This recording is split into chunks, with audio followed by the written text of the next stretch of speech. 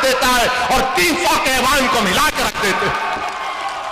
मेरे अजीज दोस्तों, बुजुर्गों, अगर आपकी जमात के उम्मीदवार 15-20 जीत कर जाएंगे तो उत्तर प्रदेश की विधानसभा में रोज आवाज आएगी नानपारा तक।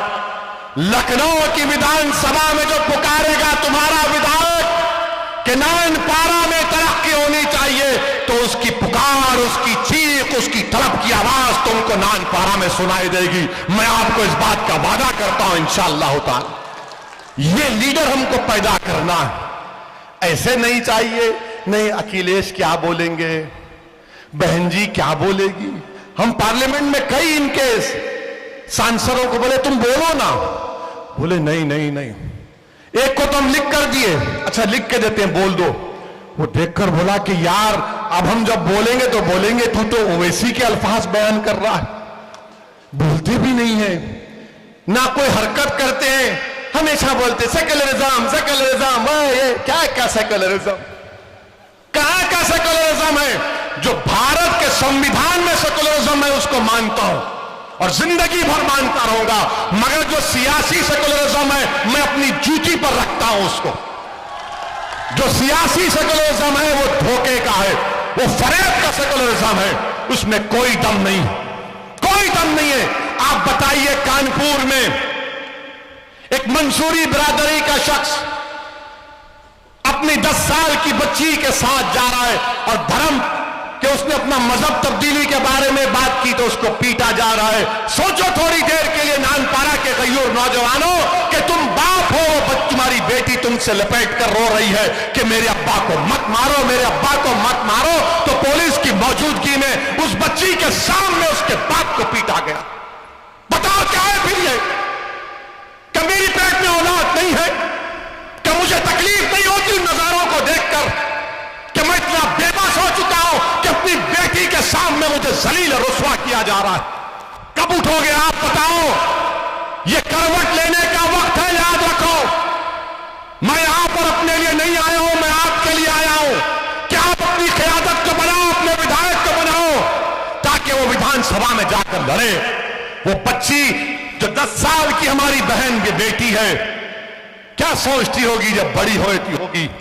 क्या सोचती होगी कि दुनिया में कोई नहीं था जो मेरे बाप को बचाने आया, कोई नहीं था उसको बचाने, उसको मारा गया, पीटा गया। ये सबका साथ, सबका विकास की सरकार। मेरे अजीज दोस्तों और बुजुर्गों, मैं आपको हिम्मत और हौसला दिलाने के लिए कह रहा हूं, डर पैदा करने के लिए नहीं कह रहा हूं, उम्मीद पैदा करने के लिए कह रहा हूं। उम्मीद को पैदा करो मेरे अजीजों, मेरी इज्जतदार मां और बहनों, अल्लाह ने तुम्हारे को बेटा दिया है, यकीनन वो तुम्हारा बेटा है, मगर वो कौम का भी बेटा है। अल्लाह ने तुमको बेटियां दी है, यकीनन वो तुम्हारी बेटी है, वो हमारी बहन भी है, मगर वो हमारा सासा भी है, हमारी इज्जत भी है। मेरे अजीज दोस्तों और बुजुर्गों, डरने और घबराने की जरूरत नहीं है।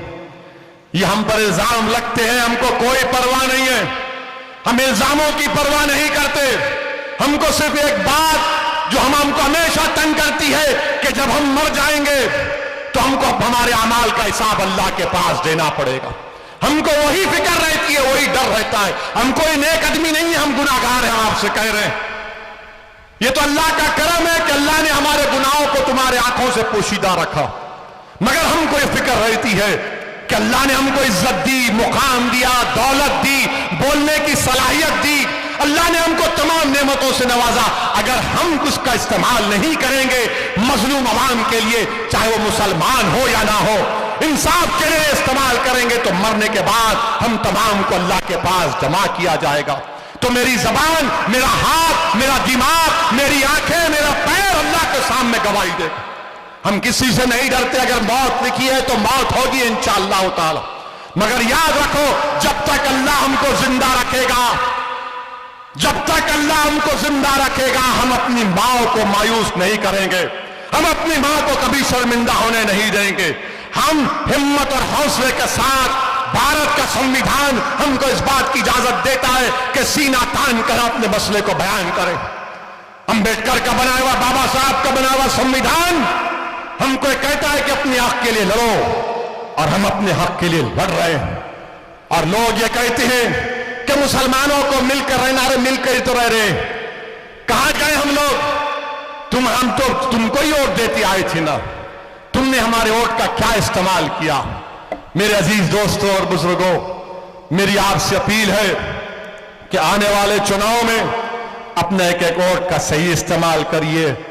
और योगी आदित्यनाथ बाबा जो है ना, बाबा ख्वाब देख रहे हैं, बाबा जो है ना ख्वाब देख रहे हैं कि मैं अब आइंदा 24 में भारत का प्रधानमंत्री बनने का ख्वाब बाबा देख रहे हैं। बाबा इंशाअल्लाह ताला तुम्हारा ख्वाब चुकनाचूर हो जाएगा। आप चुकनाचूर करेंगे नहीं करेंगे उनके ख्वाब को? ख्वाब को चुकनाचूर करना है, ठोक दो नहीं कर रहे। अब बाबा ख्वाब देख रहे मैं दिल्ली जाऊंगा, प्रधानमंत्री बनूंगा। अब बीजेपी में भी बड़ी परेशानी शुरू हो गई। बीजेपी के लोग पूछ रहे हैं ये क्या कह रहा है ये? मगर इंशाअल्लाह ताला मुझे यकीन है कि आने वाले विधानसभा के चुनाव में मजलिस इत्तेहादुल मुस्लिमीन के उम्मीदवारों को आप अपने वोट से, अपनी दुआओं से, अपनी मोहब्बतों से कामयाब करेंगे।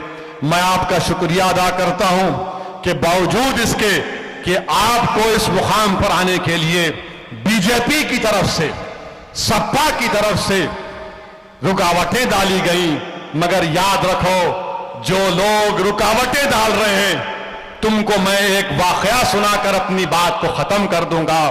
अभी हमारे मौलाना ने कहा कि रुकावटें डाली गई, मगर याद रखो नानपारा की जनता, नानपारा की मेरी इज्जतदार मां और बहनों, नानपारा के मेरे गयूर नौजवानों, रास्ता नहीं बदलना कभी भी। रास्ते में रुकावटें आएंगी मगर रास्ता नहीं बदलना। क्यों नहीं बदलना? क्योंकि मक्के की सरजमीन पर एक खातून रसूलुल्लाह सल्लल्लाहु अलैहि वसल्लम पर रोज कचरा फेंकती थी ना, सुना तुमने कि रोज कचरा फेंकती थी? मक्के में बहुत से रास्ते थे, मगर अल्लाह के रसूल सल्लल्लाहु अलैहि वसल्लम ने अपना रास्ता तब्दील नहीं किया, वही रास्ते से जाते थे। एक दिन ऐसा आया कि वो तंग हो गई और जब वो बीमार पड़ी तो रहमतुल आलमीन सल्लल्लाहु अलैहि वसल्लम ने जाकर उसकी तीमारदारी की, तो उसने रहमतुल आलमीन की रहमत को देखा, महसूस किया, तो उसने कहा अशहदु अल्ला इलाहा इल्लल्लाह व अशहदु अन्ना मुहम्मद रसूलुल्लाह। मगर रास्ता नहीं बदलना।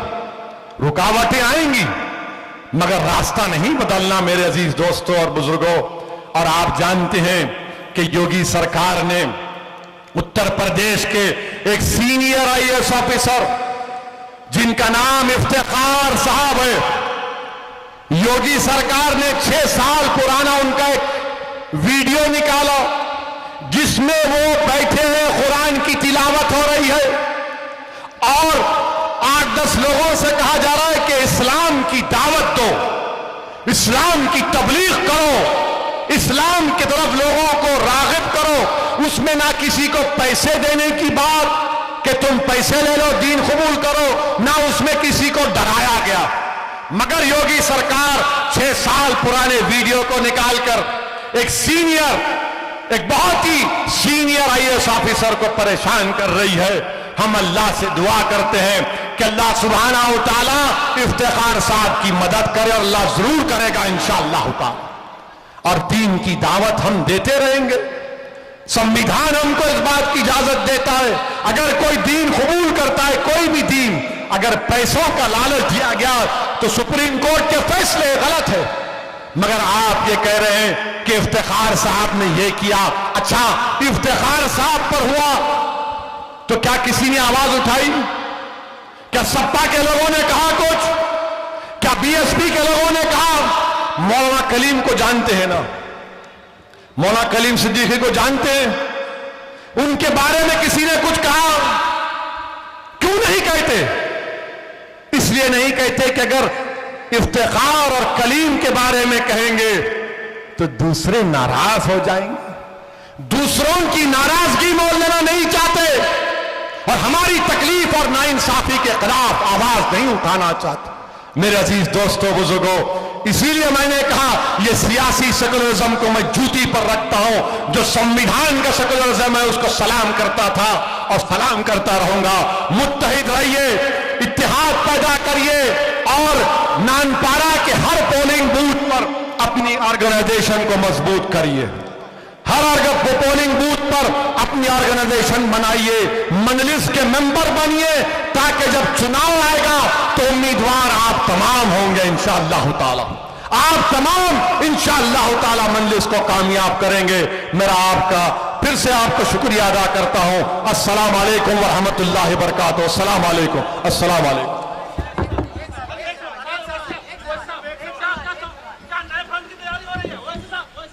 भाइयों, पार्टी